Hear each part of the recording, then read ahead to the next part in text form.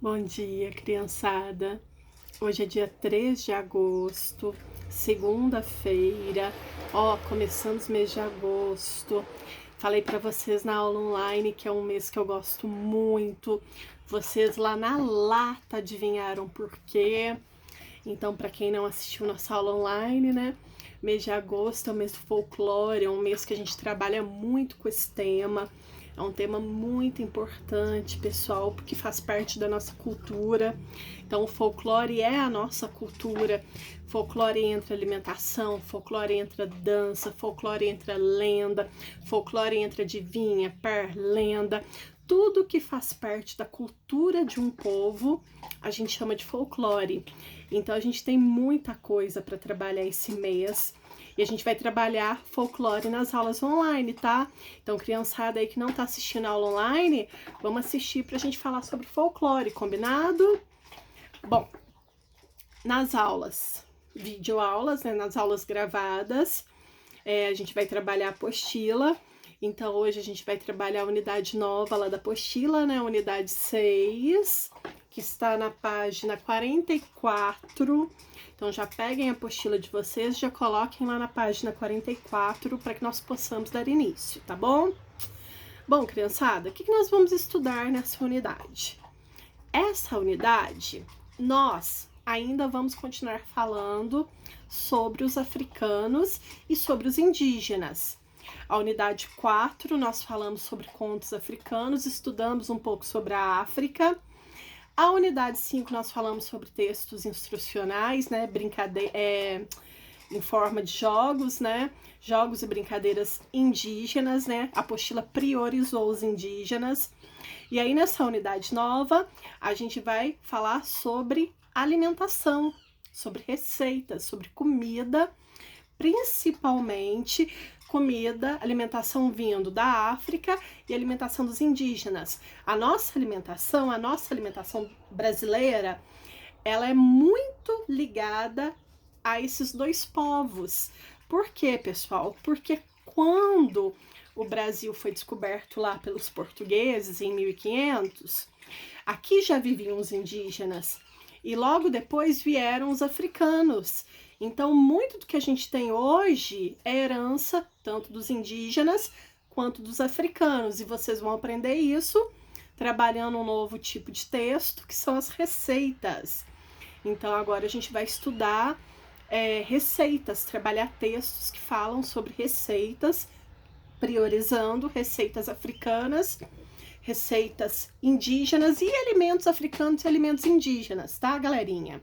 Bom, então o título da nossa unidade 6 é Comidas daqui e de lá. Comidas daqui e de lá. Daqui, né, daqui do Brasil, e de lá de onde, né? Dos africanos.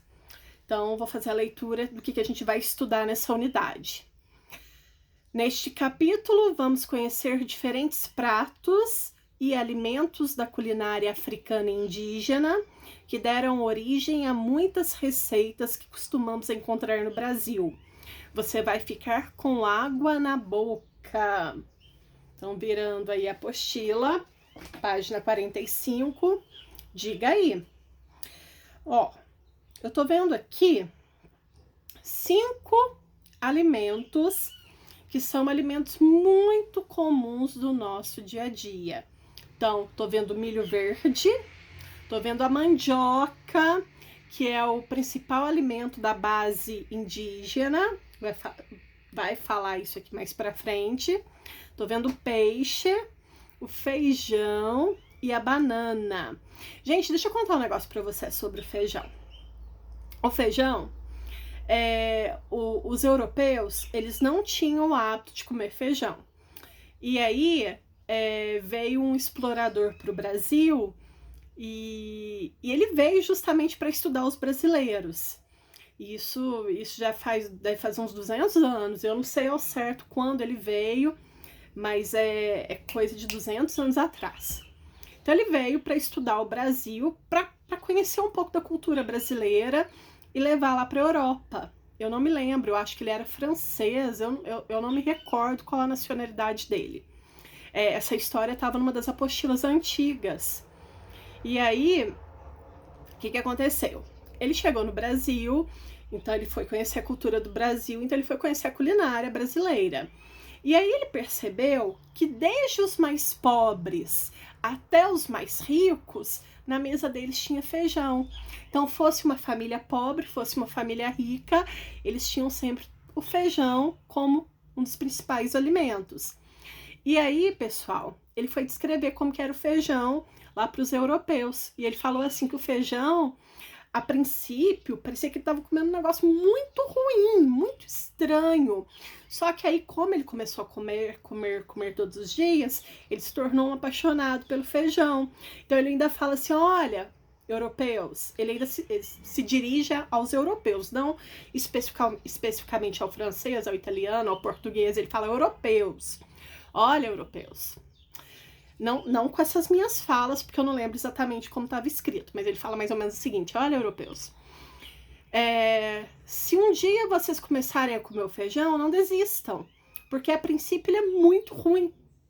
Só que quando a gente começa a comer, a gente vê que realmente é um alimento muito saboroso.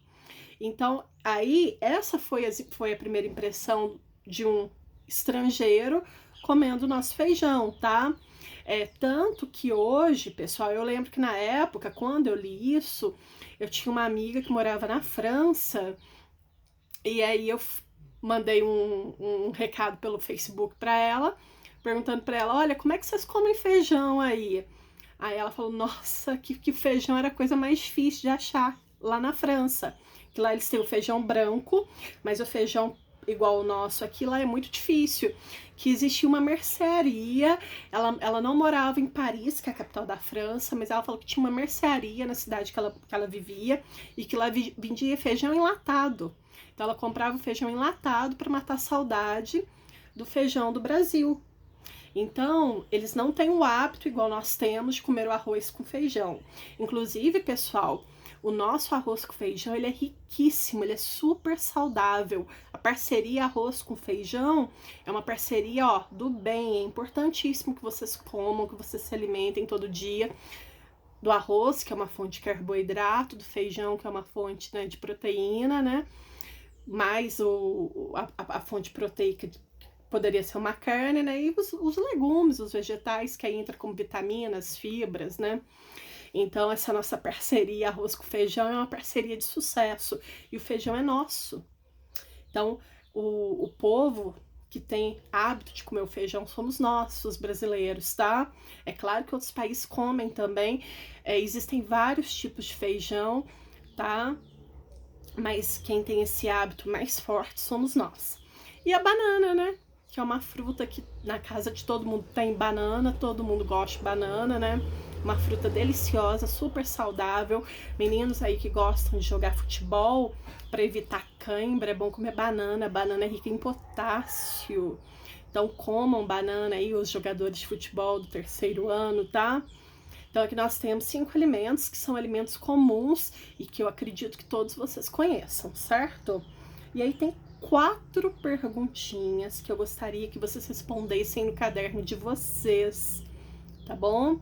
Então respondam, ó, são perguntas fáceis, ok?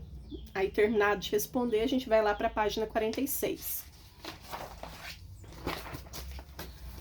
Então a gente começa falando de uma receita, né? Já que nós vamos trabalhar principalmente com receitas, que é um gênero textual, né?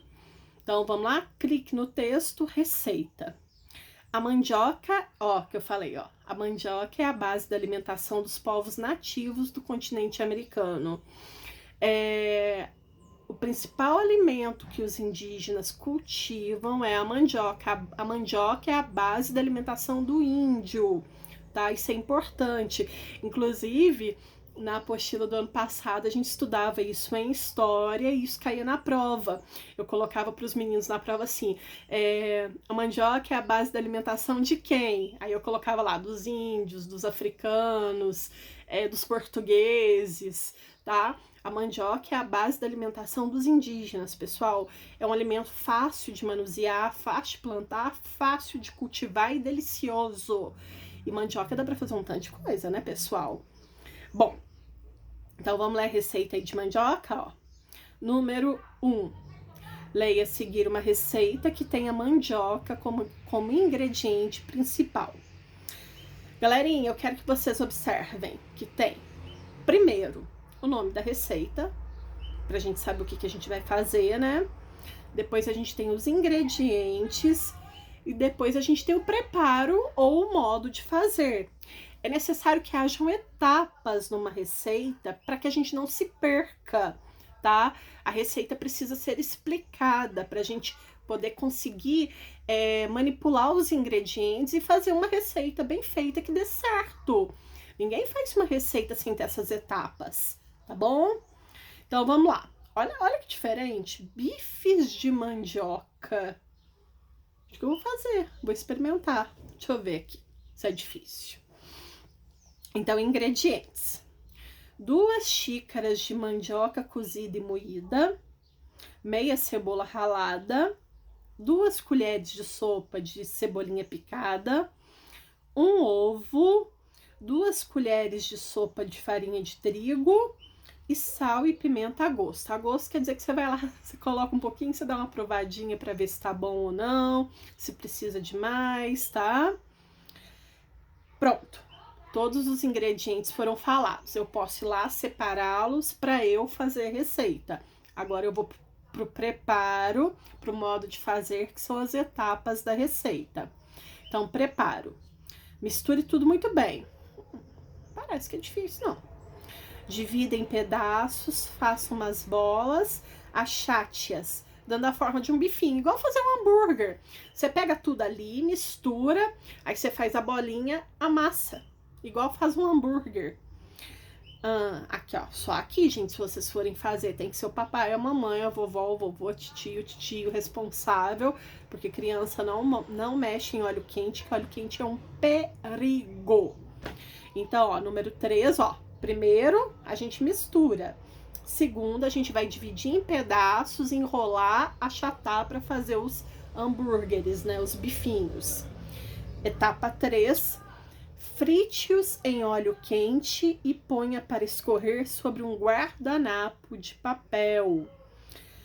Atenção, esse atenção não faz parte da receita, é só caso vocês façam, é uma atenção especial para criança. Peça para um adulto que o ajude a fazer os bifinhos e que ele os frite para você. Então, olha aqui, pessoal, esse texto, porque isso é um texto, ele tá, ó, presente, ó, no Almanaque Pé de Planta, da Rosane Pamplona, tá? É um livro, tá num livro essa receita. Então, é uma receita simples de entender, dá até pra gente entender como é que faz, né?